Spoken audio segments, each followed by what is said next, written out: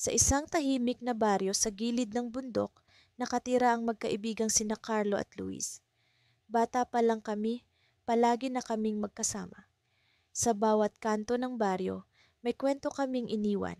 Sa mga puno kung saan kami nagtago, sa batis kung saan kami naglaro ng habulan, at sa malawak na bukirin na naging saksi sa aming mga pangarap. Isang araw, habang kami naglalakad pa uwi mula sa paaralan, napag-usapan namin ang aming mga pangarap. Ano nga ba ang gusto mong maging paglaki mo, Carlo? Tanong ni Luis. Tumigil ako sandali. At sa pagtingin ko sa malayo, sagot ko, gusto kong maging arkitekto. Gusto kong bumuo ng mga bahay para sa mga pamilya na tulad natin. Si Luis naman, na may malalim na pag-iisip, naghahangad na maging doktor. Gusto kong makatulong sa mga tao, Carlo. Ayoko nang may nakikita akong nahihirapan. Sa likod ng mga pangarap na ito, alam namin na may mga pagsubok na dapat lampasan. Ang aming mga magulang ay magsasaka at simpleng tao lamang. Ang pangarap namin ay tila imposibleng maaabot, ngunit hindi kami pinanghinaan ng loob. Ang aming determinasyon ay mas matibay pa sa mga punong kawayan sa paligid. Isang paligsahan sa aming paaralan ang nagbigay sa amin ng pagkakataon na ipakita ang aming kakayahan. Ang paligsahan na ito ay tungkol sa paggawa ng proyekto na magpapakita ng aming mga plano para sa kinabukasan. Nagsimula kaming magplano ng maigi, nagbabalangkas ng mga ideya at nag-aaral ng mabuti. Sa bawat araw na lumipas, lalong lumalalim ang aming pagkakaibigan at pagtutulungan. Sa gitna ng aming paghahanda, isang hindi inaasahang balita ang dumating. Ang ama ni Luis ay naospital dahil sa isang malubhang karamdaman. Ang buong pamilya nila ay nabalot ng kalungkutan at pangamba. Sa kabila nito, hindi bumitaw si Luis sa kanyang pangarap. Sa halip, lalo siyang nagpakasipag upang masigurado ang kanyang tagumpay. Ang oras ng paligsahan ay dumating at kami punong-puno ng kaba. Sa harap ng maraming tao, ipinakita namin ang aming proyekto, isang blueprint ng isang tahanan na may klinika. Ang aming ideya ay pagsamahin ang aming mga pangarap upang makabuo ng isang komunidad na may malusog at ligtas na pamumuhay. Habang ipinapaliwanag namin ang aming proyekto, naramdaman ko ang lakas ng aming pagkakaibigan. Hindi lang ito tungkol sa personal na tagumpay, kundi para rin sa pangarap ng bawat isa sa aming komunidad. Ang mga guro at ang mga hurado ay namangha sa aming presentasyon. Ngunit sa gitna ng lahat ng ito, may isang bagay na hindi namin inaasahan. Isang misteryosong lalaki ang lumapit sa amin pagkatapos ng paligsahan. Nakasuot siya ng itim na jacket at may mga matang tila maraming pinagdaanan. Magaling kayo, sabi niya, ngunit may bagay akong nais ipakita sa inyo. Nagpalitan kami ng tingin ni Luis, puno ng pag-aalinlangan. Sino kaya ang taong ito at ano ang nais niyang ipakita sa amin? Sa bawat hakbang na palapit sa kanya, tila may mga tanong na bumabalot sa aming isipan. Sa aming kinabukasan, may bagong kabanatang tila magbubukas. Sa mga sumunod na linggo, naging bahagi na ng aming pang-araw-araw na buhay ni Carlo ang pag-uusap tungkol sa aming kinabukasan. Sa kabila ng pagiging abala sa eskwela at iba pang gawain, palaging may oras kami para sa aming mga pangarap. Sa kapehan sa kanto tuwing Biyernes ng hapon, nagsimula kaming maglista ng mga bagay na nais naming makamit at mga hakbang na dapat gawin upang maabot ang mga ito. Alam mo, Ana, palagi kong iniisip kung paano magiging doktor, sabi ni Carlo habang hinihigop ang kanyang malamig na frappe. Pero hindi ko alam kung paano sisimulan. Napatingin ako sa kanya, ramdam ang kanyang pag-aalinlangan. Bakit hindi natin gawin ang plano mo ngayon? Step by step. Simulan natin sa college courses. Ano sa tingin mo?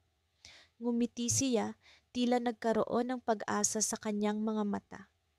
Oo nga, tama ka. Siguro kailangan ko lang talagang makita ang kabuuan para hindi ako matakot. Sa gabing iyon, nauwi kami sa paggawa ng detalyadong plano para sa kanyang pag-aaral sa medisina. Pinag-aralan namin ng iba't ibang unibersidad ang mga kursong kailangan at maging ang mga scholarship na maaaring makatulong sa kanya. Habang ginagawa ito, naramdaman ko rin ang inspirasyon para sa aking sariling mga pangarap. Nais kong maging isang manunulat at alam kong kailangan ko ring isaayos ang aking mga hakbang upang maabot ito. Ana, paano naman ang sayo?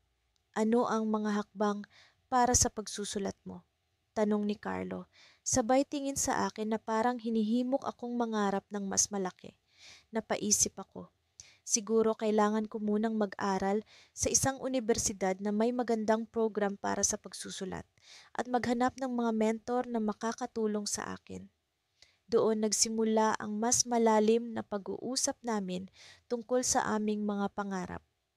Naglista kami ng mga posibleng mentor, mga libro na dapat basahin, at mga lugar na nais naming puntahan para makakuha ng inspirasyon. Ang plano namin ay hindi lang para sa aming mga karera kundi pati na rin sa pag-unlad ng aming mga sarili. Habang lumilipas ang mga buwan, unti-unti naming nakikita ang bunga ng aming pagsisikap. Nakapasa si Carlo sa entrance exam ng isang prestihiyosong unibersidad at ako naman ay nakakuha ng scholarship para sa isang writing workshop na matagal ko nang inaasam. Naging masigasig kami sa pag-abot ng aming mga pangarap, ngunit sa kabila ng tagumpay na ito, nagkaroon din ng mga pagsubok na dumaan sa aming buhay. Isang gabi, habang naglalakad kami pauwi mula sa eskwela, biglang tumigil si Carlo. Ana, may kailangan akong sabihin sa'yo. Napatingin ako sa kanya, nararamdaman ang tensyon sa hangin. Anong meron, Carlo? Huminga siya ng malalim, tila nag-iipon ng lakas ng loob. May natanggap akong offer mula sa isang unibersidad sa ibang bansa. Full scholarship, isa itong malaking oportunidad. Hindi ako makapaniwala. Alam kong ito ang matagal na niyang pangarap, ngunit hindi ko rin maiwasang maramdaman ang pangungulila sa kanyang pag-alis. Carlo, that's amazing. Pero, kailan ang alis mo? Nag-alinlangan siya bago sumagot. Sa susunod na buwan. Sa puntong iyon, dama ko ang halo-halong emosyon. Masaya ako para sa kanya, ngunit hindi ko rin maiwasang mag-alala sa magiging epekto nito sa aming pagkakaibigan. Anong plano mo? Paano ang mga plano natin? Ana, hindi kita iiwan. Gagawin ko pa rin ang lahat para makamit ang mga pangarap natin. Magkaibigan pa rin tayo kahit saan man ako mapunta. Ang mga salitang iyon ay tila nagbibigay sa akin ng kaunting kapanatagan, ngunit sa likod nito ay may kaba sa puso ko. Paano na ang mga plano namin na magkasama? Paano na ang mga pangarap na binuo namin bilang magkaibigan?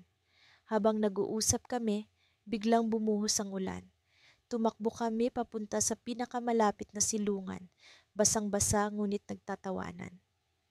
Sa ilalim ng lilim, habang ang ulan ay patuloy na bumubuhos, napatingin ako kay Carlo.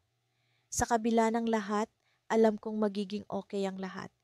Ngunit sa likod ng aking isipan, nandun pa rin ang tanong, ano ang mangyayari sa amin kapag nagkahiwalay na ang landas namin? Hindi ko alam ang sagot, ngunit alam kong kailangan naming harapin ito. Ang kinabukasan ay puno ng misteryo at sa kabila ng aming maayos na plano, may mga bagay pa ring hindi namin kontrolado. Ngunit sa loob ng aking puso, alam kong hindi kami nag-iisa sa paglalakbay na ito. Sa susunod na kabanata ng aming buhay, handa kaming harapin ang mga bagong pagsubok. Ngunit sa ngayon, sa ilalim ng ulan na tila nagbabadya ng mga pagbabago, nanatiling matatag ang aming pagkakaibigan. Isang pagkakaibigang natutong mangarap, magplano, at harapin ang kinabukasan ng magkasama. At sa dulo ng gabing iyon, habang unti-unting tumitila ang ulan, naiwan ang isang tanong na bumabalot sa akin. Ano nga ba ang kinabukasan para sa amin kapag nagkahiwalay na ang aming mga landas? Sa paglipas ng mga linggo, kami ni Lila ay naging abala sa aming mga plano. Sa bawat hakbang, natutunan naming maglaan ng oras para sa brainstorming, research at pag-uusap tungkol sa aming mga pangarap. Sa tuwing kami ay nagkikita, para bang naglalaro kami ng isang laro kung saan kami ang mga bida at ang aming kinabukasan ng premyo. Isang araw, habang kami ay naglalakad papunta sa aming paboritong tambayan, isang lumang parke sa tabi ng ilog, napansin ko ang kakaibang kinang sa mga mata ni Lila. Para bang may isang lihim siyang nais ipahayag. Hindi ko na napigilan ang aking sarili at tinanong siya, Lila, may nais ka bang sabihin sa akin? Ngumiti siya. Ang kanyang ngiti ay puno ng excitement at kaunting kaba. Alam mo, may isang bagay akong pinag-iisipan nitong mga nakaraang araw. Gusto kitang makasama sa isang bagong adventure. Napataas ang aking kilay sa pag-aakala na isa na namang bagong plano ang isasama niya. Ano na namang adventures yan? Huminga siya ng malalim bago nagsalita. Gusto kong mag-volunteer sa isang organization na tumutulong sa mga kabataan na walang access sa edukasyon. Sa tingin ko, makakatulong ito sa ating dalawa para mas makilala ang iba pang aspeto ng buhay at sabay tayong matuto.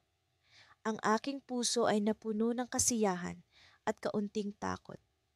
Hindi ko alam kung paano ko haharapin ang bagong hamon na ito, ngunit sa kaloob-looban ko, alam kong tama si Lila. Isa itong oportunidad para sa amin na lumabas sa aming comfort zone ang makagawa ng pagbabago sa buhay ng iba. Sigurado ka ba rito, Lila? Parang ang laki ng commitment nito, tanong ko, habang tinitimbang-timbang ang ideya. Ngunit ang sagot niya ay puno ng determinasyon. Oo, sigurado ako. Isipin mo, hindi lang ito makakatulong sa kanila, kundi pati na rin sa atin. Mas malalaman natin ang mga bagay na tunay na mahalaga. Nagpatuloy kami sa pag-uusap habang naglalakad sa tabi ng ilog. Nagsimula kaming magplano kung paano kami magsisimula, kung anong mga hakbang ang kailangan naming gawin, at kung paano namin maipapahayag ang aming intensyon sa mga magulang namin. Alam kong hindi ito magiging madali, ngunit sa bawat hakbang, ramdam ko ang suporta ni Lila. Siya ang naging lakas ko, ang gabay sa mga panahong nag-aalinlangan ako. Sa aming pag-uusap, napansin ko rin ang pagbabago sa aming pagkakaibigan. Mas naging bukas kami sa isa't isa, mas nagkaroon kami ng tiwala sa aming kakayahan na harapin ang mga hamon ng magkasama. Natutunan kong hindi lang kami nagpaplano para sa aming kinabukasan, kundi pati na rin para sa kinabukasan ng ibang tao.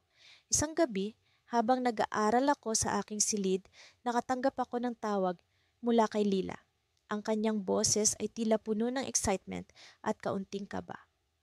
May good news ako, sabi niya, halos sumigaw sa telepono. Ano yon, Lila? Tanong ko, nagtataka sa kanyang sigla. Na-approve na ang application natin sa volunteer program. Mag-uumpisa na tayo next week. Ang kanyang boses ay puno ng kasiyahan at hindi ko maiwasang mapangiti. Ngunit sa likod ng excitement na iyon, may isang bagay na tila bumabagabag sa akin. Isang pakiramdam na hindi ko maipaliwanag. Sa kabila ng aming tagumpay, ang pag-aalinlangan ay hindi pa rin nawawala ng tuluyan. Subalit, mas pinili kong mag-focus sa positibo. Nagpasalamat ako kay Lila sa kanyang dedikasyon at sa kanyang lakas ng loob na ipaglaban ang aming pangarap. Habang papalapit ang araw ng aming pagsisimula sa volunteer program, mas naging excited ako. Ngunit sa gabi bago kami magsimula, nakatanggap ako ng mensahe mula sa isang hindi kilalang numero. May mahalagang impormasyon akong kailangang iparating sa iyo tungkol sa organization na sasalihan ninyo. Kailangan natin mag-usap. Bigla akong kinabahan. Sino ang nagpadala ng mensaheng iyon? Ano ang meron sa organization na iyon na hindi namin alam? Sa kabila ng uncertainty, alam kong kailangan kong malaman ang katotohanan. Kinaumagahan, nagpasya akong sabihin kay Lila ang tungkol sa mensahe. Sa aming pagkikita, Hindi ko maiwasang mapansin ang pag-aalala sa kanyang mukha. Ano kaya to, Ira? Sa tingin mo, kailangan natin itong seryosohin? Tumango ako, bagaman may halong takot sa kaloob-looban ko. Oo, sa tingin ko kailangan nating malaman kung ano talaga ang nangyayari.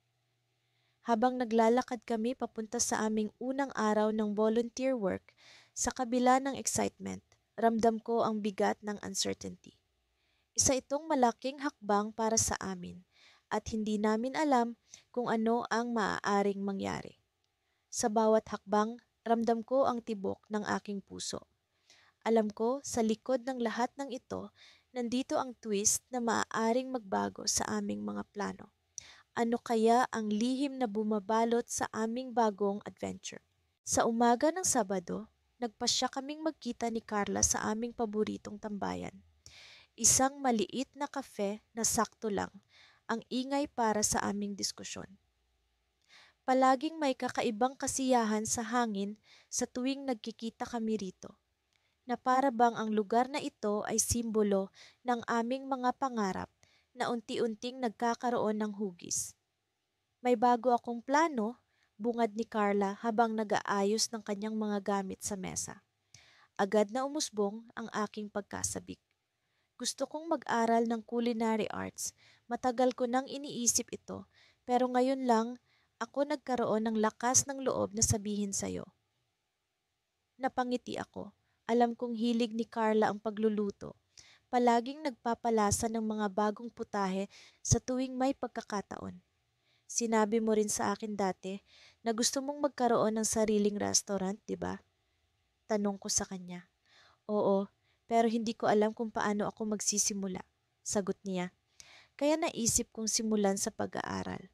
Baka sakaling, kapag natutunan ko na lahat, mas madali ko nang maabot ang pangarap ko. Habang nag-uusap, napansin kong may kinang sa mga mata ni Carla. Isang determinasyon na hindi ko madalas makita. Nagbigay ito ng inspirasyon sa akin na muling pag-isipan ang mga plano ko. Nais kong maging isang arkitekto at bagamat alam ko kung gaano kahirap ang landas na ito, ayaw kong magpatalo. Ikinagagalak ko na may direksyon ka na, sabi ko sa kanya. Ako naman, gusto kong ituloy ang pagiging arkitekto, pero alam kong mahaba pa ang lalakbayin ko. Napatahimik kaming dalawa, nagmumuni-muni sa aming mga pangarap. Ngunit may isang bahagi ng aking kaisipan na hindi mapakali.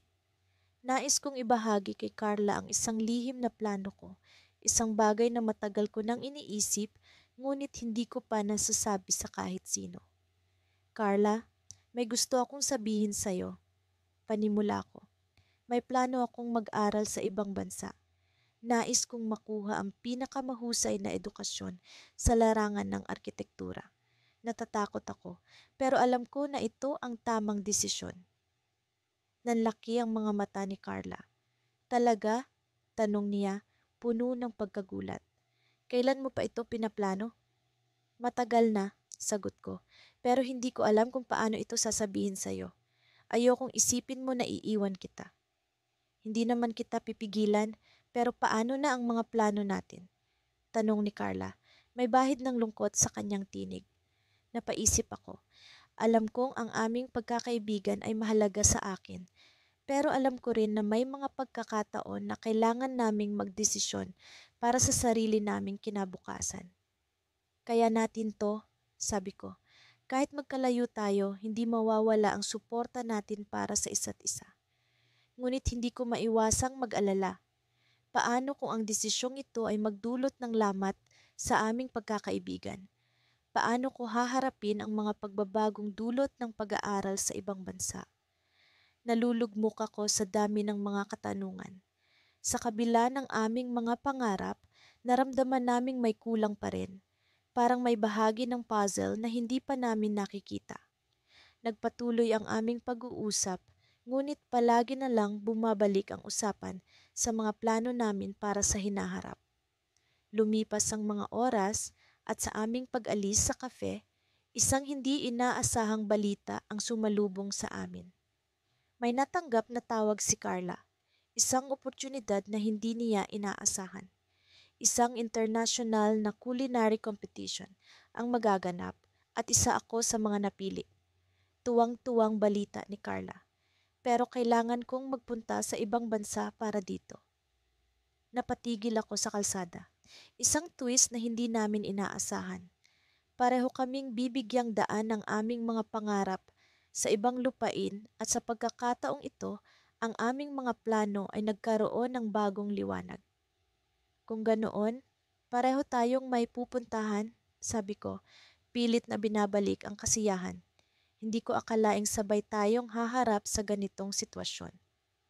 Sa pag-uwi ko ng gabing iyon, iniisip ko ang aming kinabukasan. Pareho kaming may sariling laban na kakaharapin, ngunit sa kabila ng pag-aalala, naisip kong ito ang tamang landas. Sa unang pagkakataon, ang aming mga plano ay hindi na lamang para sa aming sarili, kundi para sa higit na malaking misyon ng pag-abot sa aming mga pangarap.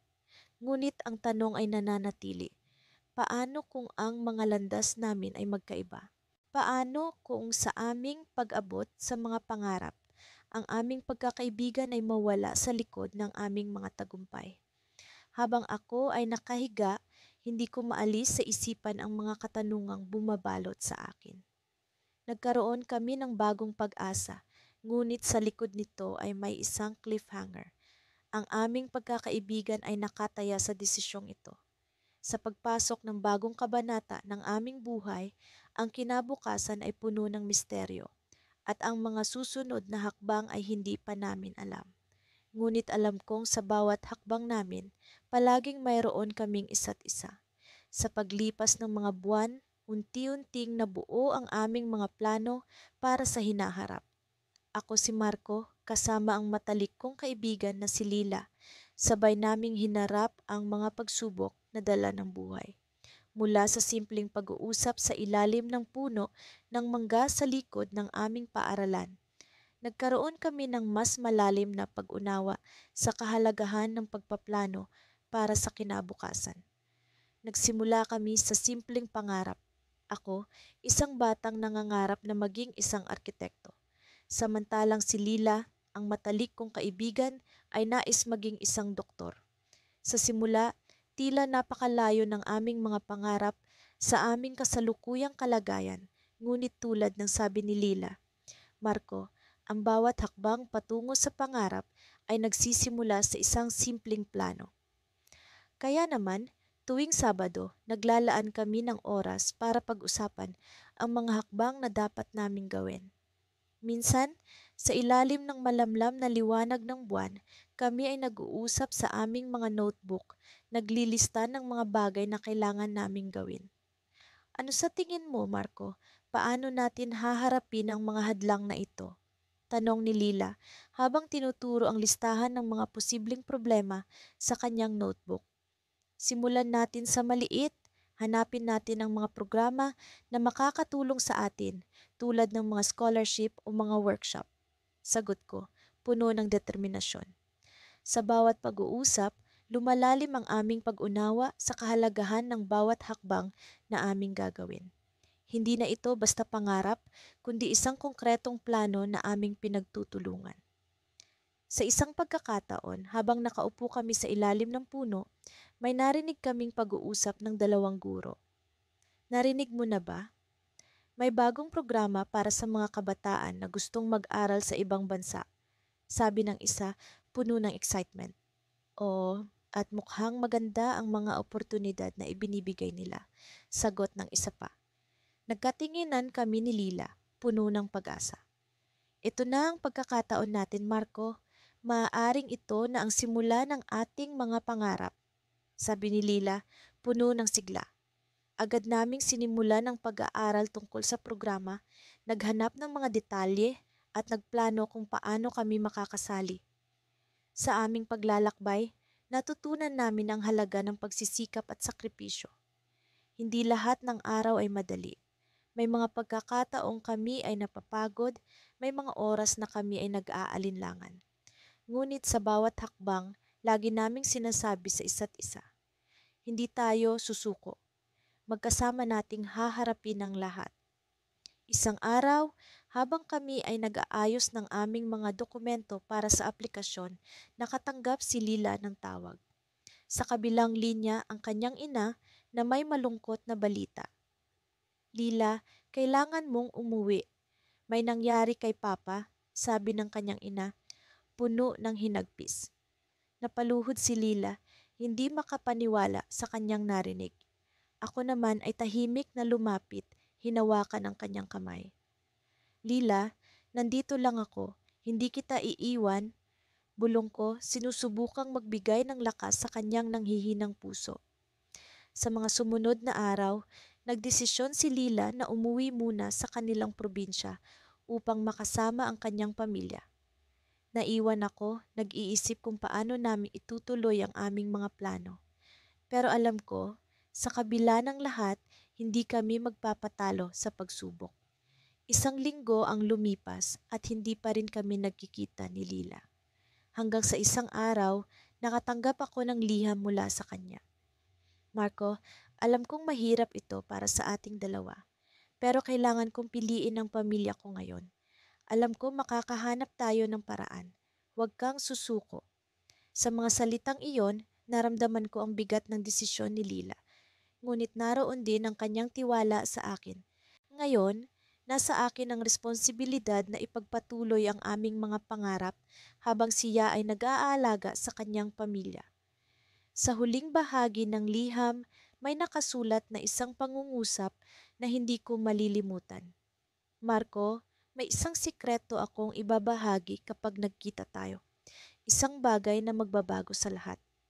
Naiwan ako sa ilalim ng puno ng mangga, puno ng katanungan, puno ng pag-asa. Ano kaya ang sikreto ni Lila? Paano ito makakaapekto sa aming mga plano? Sa kabila ng lahat, alam ko sa aming pagbabalik, mas matatag kaming haharap sa anumang pagsubok na darating. Sa isang tahimik na gabi, sa ilalim ng mga bituin, kami ni Lila ay nakaupo sa paborito naming lugar sa Burol.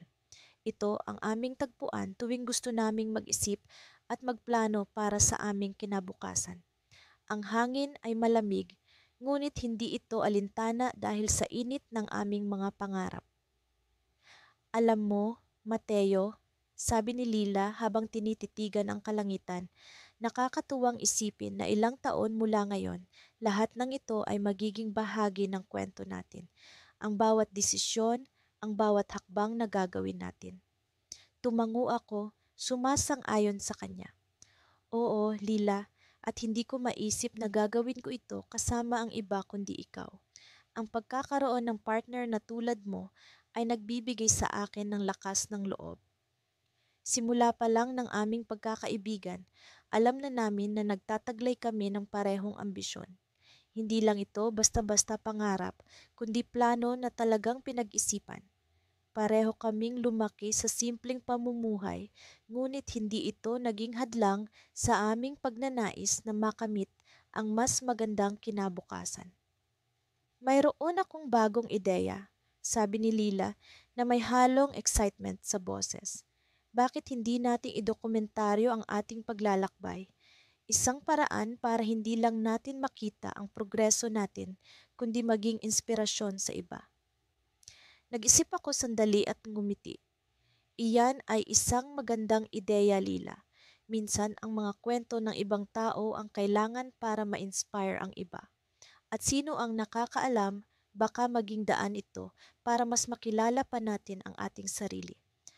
Habang pinaplano namin ang dokumentaryo, napansin ko ang kakaibang kinang sa mga mata ni Lila. Para bang may iba siyang iniisip, isang bagay na hindi pa niya nasasabi. Ngunit, bago ko pa man tanungin, bigla siyang tumayo at naglakad patungo sa gilid ng burol. Mateo, may gusto akong ipakita sa iyo, sabi niya habang inaabot ang isang lumang kahon na nakabaon sa lupa. Matagal ko nang itinago ito at ngayon sa tingin ko, panahon na para makita mo. Nang buksan niya ang kahon, bumungad sa akin ang mga lumang larawan, sulat at isang piraso ng papel na may nakasulat na ang lihim na plano. Nagulat ako sa nakita, hindi dahil sa mismong kahon, kundi sa bigat ng mga alaala at mga pangarap na nakapaloob doon. Lila, ano ito? Tanong ko, puno ng pagtataka. Mateo, ito ang mga plano ko bago pa kita makilala. Mga pangarap na solo ko sanang gagawin. Ngunit ngayon, nais kong isama ka sa bawat isa sa mga ito. Paliwanag niya na may halong kaba at saya. Habang binabasa ko ang mga nakasulat sa papel, unti-unti kong nararamdaman ang responsibilidad, ang bigat ng pagiging bahagi ng mga pangarap ni Lila. Ngunit higit sa lahat, ang saya na makasama siya sa pagbuo nito. Kaya mo bang makipagsapalaran kasama ko, Mateo? Tanong ni Lila na tila isang hamon, ngunit puno ng pag-asa. Ngumiti ako at hinawakan ang kanyang kamay. Oo, Lila, kasama mo ako sa bawat hakbang, sa bawat tagumpay, sa bawat pagkatalo. Kaya natin to. Habang nag-uusap kami sa ilalim ng mga bituin, ramdam ko ang lalim ng aming pagkakaibigan. Hindi lang ito basta-bastang pagkakaibigan. Ito ay isang samahan na puno ng pagmamahal, pangarap at determinasyon. Ngunit sa kabila ng lahat ng ito, may isang tanong na hindi ko maiwasang itanong kay Lila. Bakit ngayon mo lang ipinakita ang mga ito sa akin? Tahimik si Lila sandali, tila nag-iisip kung paano sasagutin ang tanong. Mateo, may isang bagay akong natutunan sa paglipas ng mga taon. Minsan, hindi mo kailangang ipakita ang lahat ng plano mo sa isang tao hanggat hindi mo pa siya lubos na kilala. Ngunit ngayon, alam kong ikaw ang tamang tao para makasama sa paglalakbay na ito. Natulala ako. Sa isang banda, masaya ako na naging bahagi ng kanyang mga plano.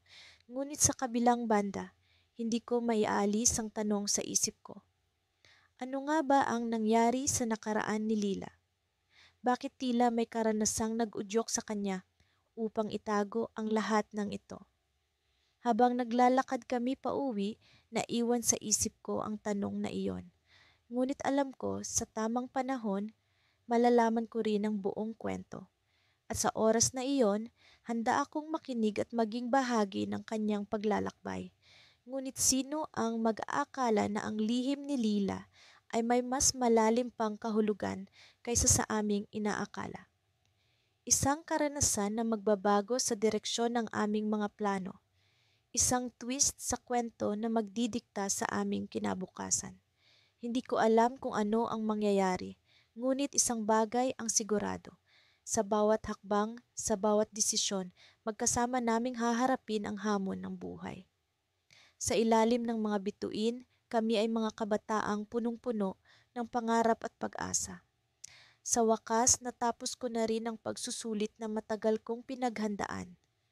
Nakatambay ako sa paborito naming kainan ni Lian habang hinihintay ko siya. Siya ang matalik kong kaibigan, kapatid na rin kung tutuusin.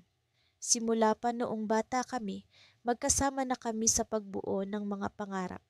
Ngayon, sa puntong ito ng buhay namin, unti-unti na naming pinaplano ang kinabukasan. Habang hinihintay ko siya, sinimulan kong isulat sa notebook ko ang mga plano namin. Kahit pa sabik na sabik akong makapagtapos ng pag-aaral at makahanap ng magandang trabaho, alam ko na hindi lang ito ang sukatan ng tagumpay. Alam kong may mas malalim na kahulugan ang aming mga pangarap. Nais naming makapagbigay inspirasyon sa iba. Mga kabataan na tulad namin na hindi natatakot mangarap ng malaki. Maya-maya pa, dumating si Lian. Agad siyang umupo sa tapat ko, kitang-kita ang excitement sa kanyang mga mata. Kamusta ang exam? Tanong niya, sabay kuha ng isang slice ng kanyang paboritong pizza. Medyo mahirap, pero kinaya naman. Ikaw, kamusta ang presentation niyo sa klase?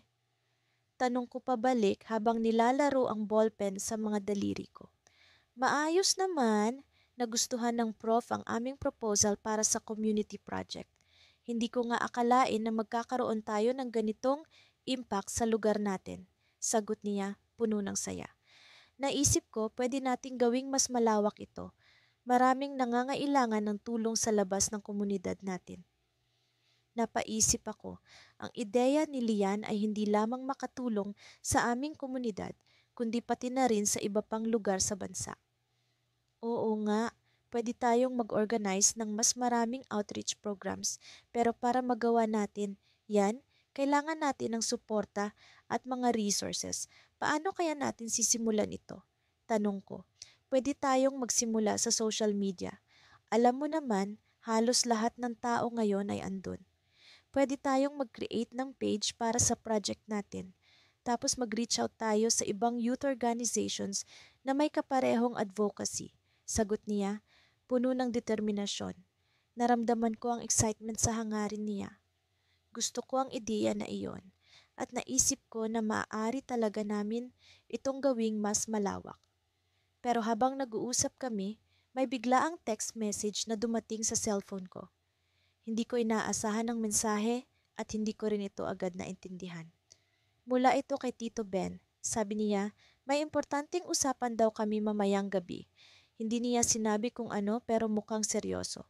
Sabi ko, habang pinapakita kay Lian ang mensahe. Naku, ano kaya yun? Baka tungkol sa planong abroad mo? Tanong ni Lian, kita ang pag-aalala sa kanyang mukha. Tumango ako. Alam namin ni Liana na matagal nang pinaplano ng pamilya ko ang paglipat sa ibang bansa para makapag-aral ako ng mas mataas. Pero hindi ko rin maiwasan ang kaba. Kung sakaling mangyari ito, paano na ang mga plano namin? Paano na ang mga pangarap na magkasama naming binuo? Alam mo, kahit ano pa man ang mangyari, susuportahan kita. Kung sakaling umalis ka, itutuloy ko pa rin ito. Alam kong kaya mo rin akong suportahan kahit na nasa malayo ka, sabi ni Lian. Hinawakan ng kamay ko upang iparamdam ang kanyang tiwala. Tumango ako. Alam ko sa puso ko na kahit saan man ako dalhin ng kapalaran, hindi mawawala ang aming pagkakaibigan at ang aming mga plano para sa kinabukasan. Ngunit sa likod ng isip ko, may bumabagabag. Isang bagay na hindi ko pa makuha ang tamang sagot. Habang patuloy kaming nag-uusap ni Lian, bumabalik-balik sa isip ko ang mensaheng natanggap ko. Ano nga kaya ang usapang iyon? Sa dami ng posibilidad, hindi ko maiwasan ang kaba. Sa kabila ng lahat ng excitement sa pagbubuo ng kinabukasan, may isang bahagi sa akin na natatakot sa pagbabagong dala ng mensaheng iyon. Lumipas ang oras at nagpaalam na si Lian. Naiwan akong mag-isa sa kainan, iniisip ang mga susunod na hakbang. Sa isang banda, excited ako sa mga plano namin ni Lian, ngunit sa kabilang banda, hindi ko maalis ang kaba sa magiging usapan namin ni Tito Ben. Nang sumapit ang gabi, nagpunta ako sa bahay ni Tito Ben. Pagdating ko, sinalubong niya ako ng ngiti, ngunit kita ko sa kanyang mga mata ang seryosong hangarin. Naupo kami sa sala at nagsimula na siyang magsalita. May magandang oportunidad para sa iyo sa ibang bansa, pero may kailangan kang malaman, sabi niya. Habang nag-uusap kami, unti-unti kong naintindihan ang sitwasyon. Ngunit sa kalagitnaan ng kanyang paliwanag, may isang bagay na sinabi si Tito Ben na nagbigay ng twist sa lahat ng plano ko. May isang tao na hindi mo inaasahan na magiging bahagi ng kinabukasan mo at siya ang magiging susi sa lahat ng ito, sabi ni Tito Ben at iniabot sa akin ang isang sobre. Pagbukas ko ng sobre, hindi ko akalain ang laman nito. Sa loob, may larawan ng isang tao na matagalin na naming hindi nakikita ni Lian, isang kaibigan na nawala sa amin noon, ngunit ngayon ay tila magiging bahagi ng mga pangarap namin. Sa puntong iyon, alam kong may malaking pagbabago ang darating at hindi ko alam kung paano ko haharapin ito. Ngunit isang bagay ang sigurado, ito ang simula ng isang bagong kabanata sa aming buhay at sa aming mga plano para sa kinabukasan. Sa totoo lang, hindi ko inakala na darating kami sa puntong ito, ang mismong araw na kailangan naming magdesisyon kung ano ba talagang nais naming mangyari sa hinaharap. Ako si Arvin, 17 taong gulang at kasama ko ang matalik kong kaibigan na si Lira, na kaedad ko rin. Pareho kaming nasa tapat ng gate ng aming paaralan, nag-aalangan kung ano nga ba ang susunod naming hakbang. Arvin, natatakot ako. Bulong ni Lira habang nakatingin sa akin Ang kanyang mga mata ay tila puno ng pag-aalala. Paano kung magkamali tayo? Ngumiti ako kahit na ang kaba ay pumipintig sa aking dibdib. Kahit magkamali tayo, Lira, basta't magkasama tayong bumangon, ayos lang. Hindi ba't ito naman ang dahilan kung bakit natin sinimulan ang pagpaplano? Isang taon na rin ang nakalipas mula nang napag-usapan namin ni Lira ang tungkol sa aming mga pangarap. Madalas kaming magtagpo sa ilalim ng lumang puno ng mangga sa likod ng paaralan, kung saan namin pinaplano ang aming kinabukasan. Lagi naming iniisip kung paano makakaalis sa kahirapan at makapagbigay ng mas magandang buhay para sa aming mga pamilya. Alam mo, sa tuwing iniisip ko ang buhay natin, nakikita ko ang sarili natin na matagumpay sa kani-kaniyang larangan. Pero sa likod ng lahat ng iyon, palagi kang nariyan, Lira. Hindi ko ma-imagine ang kinabukasan na wala ka. Sabi ko habang naglalakad kami papunta sa paborito naming tambayan sa ilalim ng puno. Tumawa siya ng marahan. Pareho tayo, Arvin. Hindi ko rin ma-imagine na hindi kita kasama sa mga pangarap ko. Pero tandaan mo, kahit magkaiba tayo ng landas, hindi ibig sabihin na maghihiwalay na tayo. Umupo kami sa damuhan. Nagsimula na ring dumilim ang paligid at ang mga bituin ay unti-unting nagpakita sa kalangitan. Binuksan ko ang aking backpack at kinuha ang isang papel na puno ng mga plano. Nakasulat dito ang mga kursong nais naming kunin sa kolehiyo, ang mga scholarship na balak naming applyan, at ang mga hakbang na kailangan naming gawin upang maabot ang aming mga pangarap. Lira, tingnan mo ito, sabi ko habang inilalapit sa kanya ang papel. Ginawa ko ang listahan na ito kagabi. Iniisip ko na simulan nating mag-apply sa mga scholarship na ito para makapasok tayo sa magandang kolehiyo. Tinitigan niya ang papel at nagliwanag ang kanyang mga mata. Arvin, ang dami mong nailista. Pero ang tanong, saan nga ba tayo mag-uumpisa? Simulan natin sa pinaka-accessible, sagot ko. Ang scholarship na inaalok ng lokal na pamahalaan para sa mga mag-aaral na may potensyal. Kailangan natin magpasa ng mga requirements bago matapos ang buwan. Habang pinaplano namin ang mga susunod na hakbang, hindi ko maiwasang mapansin ang kakaibang ngiti ni Lira. May iniisip ka bang iba? Tanong ko, nararamdaman ang pag-usisa sa aking isipan. Arvin, may hindi ko pa nasasabi sa'yo. Sagot niya, tila may kung anong bumabagabag sa kanya. May offer sa akin na mag-aral sa ibang bansa. Hindi ko pa ito sinasabi kahit kanino dahil natatakot ako sa magiging reaksyon mo. Natulala ako sa sinabi niya. Ibang bansa? Paano kung magpatuloy siya doon? Paano na ang mga plano namin? Ang mga pangarap na binuo namin? Parang biglang nagdilim ang paligid at ang mga bituin ay tila unti-unting naglaho sa paningin ko. Lira, bakit ngayon mo lang sinabi ito? Tanong ko, hindi maitago ang pagkalito sa boses ko. Anong plano mo? Hindi ko pa sigurado, Arvin. Ang offer ay maganda, pero hindi ko alam kung kaya kong iwan ang lahat dito, lalo ka na. Sabi niya, ang kanyang tinig ay puno ng damdamin. Naramdaman ko ang bigat ng sitwasyon. Sa isang banda, masaya ako para sa kanya. Sa kabila nito, natatakot ako sa maaaring mangyari sa aming pagkakaibigan. Ang pag-aaral sa ibang bansa ay isang malaking oportunidad, ngunit nangangahulugan ito ng paglayo mula sa akin. Kung sakaling tanggapin mo, Lira, hindi kita pipigilan. Alam mo naman na gusto kitang makitang umunlad. Pero tandaan mo, palagi akong nandito, kahit gaano kalayo ang marating mo. Saad ko, pilit na pinapatatag ang aking kalooban. Tahimik kaming nakaupo sa ilalim ng puno, habang ang malamig na hangin ay dumadaloy sa aming paligid. Napagtanto ko na sa bawat plano, sa bawat pangarap, laging may bahagi ng hindi alam, mga bagay na hindi natin kontrolado. Arvin, salamat sa pag-intindi, bulong ni Lira, sabay hawak sa aking kamay. Kahit ano ang mangyari, ikaw pa rin ang pinakamatalik kong kaibigan. Ngunit sa likod ng aking isipan, isang tanong ang patuloy na bumabagabag. Sa pagdating ng hinaharap, sapat ba ang pagkakaibigan para manatili kaming magkasama? Sa lumipas na mga linggo, ramdam ko ang unti-unting pagunlad ng aming samahan ni Lera. Ang bawat araw na nagdaan ay nagbigay sa amin ng bagong pag-asa. Sa aming simpleng silid-aralan, puno ng mga libro at kartulina, tila ba unti-unti naming nabubuo ang aming mga pangarap at plano para sa kinabukasan. Hindi ko akalain na ang pag-uusap namin tungkol sa hinaharap ay magdadala sa amin sa landas na ito. Isang araw, habang nakaupo kami sa ilalim ng lilim ng malaking puno sa likod ng aming paaralan, napansin kong may kung anong pag-aalala sa kanyang mga mata. Lyra, may problema ba?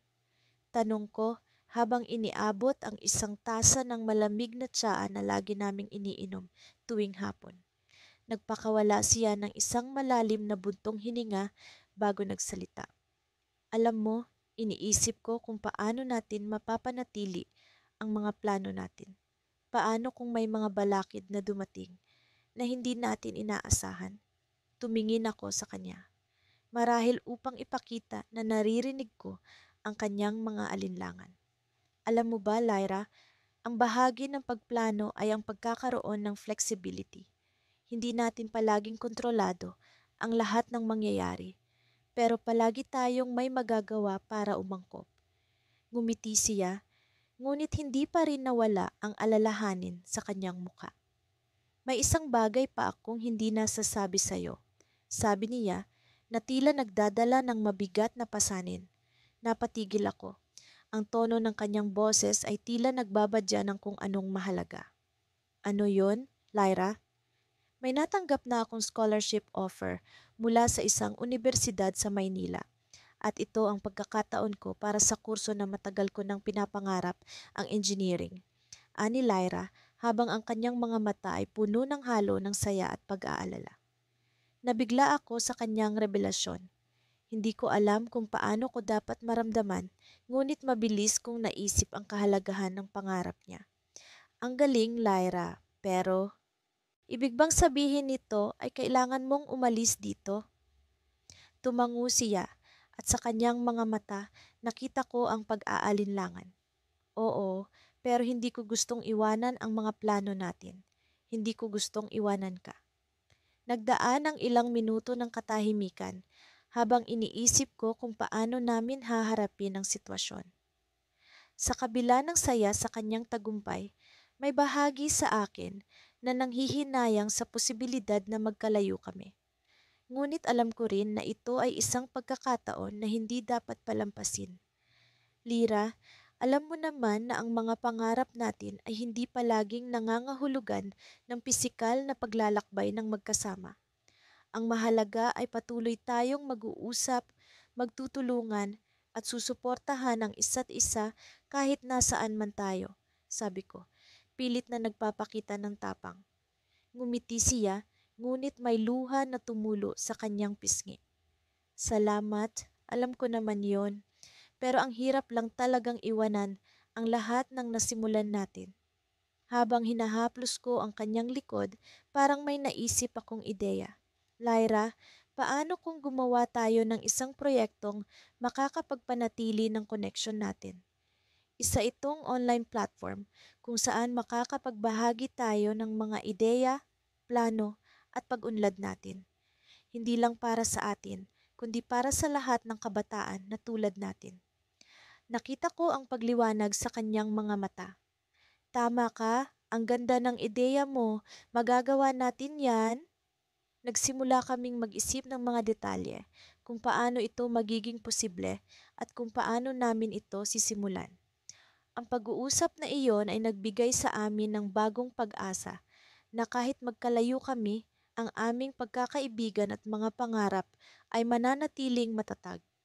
Ngunit sa gitna ng aming pag-uusap, biglang tumunog ang telepono ni Lyra. Sandali lang, sabi niya habang sinasagot ang tawag. Habang kausap niya ang nasa kabilang linya, unti-unting nagbago ang kanyang ekspresyon. Mula sa saya, ang kanyang mukha ay napuno ng pag-aalala. Nang ibaba niya ang telepono, tila ba ang mundo namin ay biglang nagbago. Lyra, anong nangyari? Tanong ko, puno ng pag-aalala. Ito ang twist, sabi niya halos pabulong. Ang scholarship na yon, may kondisyon. Kailangan kong magdesisyon ngayong linggo at kung tatanggapin ko, may posibilidad na hindi na ako makabalik dito kahit kailan. Naramdaman ko ang bigat ng sitwasyon. Ano ang magiging desisyon ni Lyra? Ang mga pangarap ba namin ay magkakaroon ng puwang sa kanyang bagong daan o ito ang hudyat ng isang bagong simula na hindi namin inaasahan? Sa dulo ng araw, sa ilalim ng lilim ng puno, nag-iwan kami ng mga tanong na walang kasagutan. Ang kinabukasan ay tila ba isang misteryo na hindi namin kayang sagutin sa ngayon. Ngunit alam kong darating ang panahon na makakahanap kami ng sagot, isa itong hakbang ng pag-asa. Pagkatapos ng ilang buwang walang tigil na pagpaplano at pangangalap ng mga ideya, naramdaman kong handa na kaming umpisahan ang aming bagong yugto ng buhay. Si Mia, ang aking matalik na kaibigan, ay naging katuwang ko sa maraming mga pagsubok at tagumpay. Sa paglipas ng panahon, natutunan namin na ang bawat hakbang na ginagawa namin ay may kapalit na aral at karanasan na hindi namin malilimutan. Nagsimula kami sa isang simpleng plano, ang paglikha ng isang maliit na negosyo na magbibigay sa amin ng kalayaan at pagkakataon na makapag-aral ng sabay. Sa umpisa, natakot kami sa ideya ng pagsabay-sabay na pag-aaral at pagnenegosyo. Pero alam namin na kaya namin kung magtutulungan kami. Ilang buwan na ang nakakaraan, nagdesisyon kaming maglunsad ng isang online store na nagbebenta ng mga lokal na produkto. Ang ideya ay magbigay suporta sa mga maliliit na negosyante sa aming bayan habang kami ay kumikita rin. Sa tulong ng social media, mabilis na lumawak ang aming network at unti-unti naming nakuha ang tiwala ng aming mga supplier at mga kliyente. Sa bawat paglipas ng araw, lalo kaming naging determinado na abutin ang aming mga pangarap. Hindi naging madali ang lahat, madalas kaming nagpupuyat sa paggawa ng mga order, pag-aayos ng inventory at pagtugon sa mga kliyente. Ngunit sa kabila ng lahat, ang mga ngiti sa aming mga labi ay hindi nawawala. Isang gabi, habang nagkakape kami sa isang maliit na kafe, napag-usapan namin ang tungkol sa aming mga plano sa hinaharap. Mia, sabi ko, ano sa tingin mo ang magiging itsura ng buhay natin 5 taon mula ngayon? Ngumiti siya at tumingin sa akin ng diretso sa mata. Alam mo, sa tingin ko, magiging matagumpay ang ating negosyo. At higit pa diyan, makakahanap tayo ng paraan para mas maraming tao ang matulungan natin. Hindi lang tayo ang magiging inspirasyon, kundi pati na rin ang ibang kabataan na nangangarap din. Ang mga salitang iyon ay nagbigay sa akin ng lakas at inspirasyon. Alam kong ang aming pagkakaibigan ay higit pa sa anumang negosyo. Ito ay isang pagsasama na nakaugat sa pangarap na hindi lamang para sa sarili kundi para sa ibang tao rin. Habang lumalalim ang gabi, nagpasya kaming maglakad-lakad sa tabi ng dagat. Ang hangin ay sariwa at ang tunog ng mga alon ay parang musika sa aming mga pandinig. Dito namin natagpuan ang aming katahimikan, ang aming lugar kung saan lahat ay posible. Habang naglalakad kami, bigla akong nakaramdam ng kakaibang pakiramdam, isang uri ng kaba na hindi ko maipaliwanag. Tumingin ako kay Mia at kita ko rin sa kanyang mukha ang parehong pag-aalala. May napapansin ka bang kakaiba? Tanong niya. Tumango ako at pinilit kong ngumiti. Oo, pero siguro ito ay dahil sa excitement sa mga susunod na mangyayari. Habang papauwi kami, napansin namin na may isang pulang envelope na nakalapag sa harap ng pintuan ng aming apartment. Tumingin kami sa isa't isa, nagtataka kung sino ang nag-iwan nito. Dahan-dahan kong dinampot ang envelope at binuksan ito. Ang laman ng envelope ay isang sulat na nakatype sa isang lumang makina. Para sa mga kabataang may pangarap na hindi natatakot, mangarap ng higit pa ang simula ng sulat. Ang nalalabing bahagi ng mensahe ay naglalaman ng isang paanyaya sa isang espesyal na seminar tungkol sa pagpapalago ng negosyo na gaganapin sa susunod na linggo. Ngunit ang pinakakapansin-pansin sa sulat ay ang pangalan ng nagpadala. Isang kilalang entrepreneur na matagal na naming hinahangaan. Paano niya kami nalaman? Bakit niya kami inanyayahan? Ang mga tanong na ito ay nagbigay sa amin ng bagong pag-asa at excitement. Sa tingin mo ba ito na ang pagkakataon natin? Tanong ni Mia habang pinagmamasdan namin ang sulat. Hindi ko alam ang sagot, pero ang alam ko lang ay ito ang simula ng isang mas malaking paglalakbay. Isang paglalakbay na puno ng mga bagong pagsubok at tagumpay. Ngunit ang alam ko, hanggat magkasama kami ni Mia, kaya naming harapin ang anumang darating. Sa bawat hakbang na gagawin namin, alam kong hindi kami nag-iisa. Sa likod ng bawat pangarap ay ang pagkakaibigan na nagsilbing pundasyon ng aming mga adhikain. At sa harap ng mga bagong pintuan na bubuksan, alam kong ang twist na ito ay hindi isang pagtatapos, kundi simula ng isang mas malaking kwento.